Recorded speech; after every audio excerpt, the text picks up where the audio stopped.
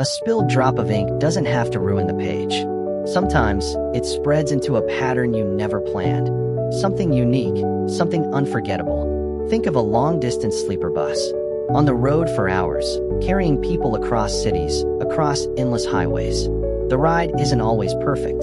There are bumps, delays, unexpected stops, little accidents that feel like stains on the journey. But look closer. Those very moments often become the stories worth remembering.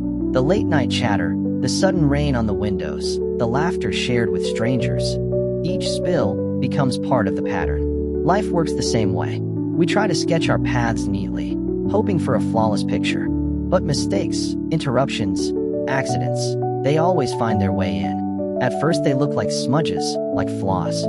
Yet with time, they often become the most beautiful parts of the design, the details that give it soul. A sleeper bus is built for patience, for long roads where surprises are inevitable. It teaches us that what feels like a stain can transform into a memory, a lesson, or even a blessing. So when the ink of your life spreads in ways you didn't expect, don't tear the page. Let it flow. You may just find that the flaw becomes the very pattern that makes your journey unique.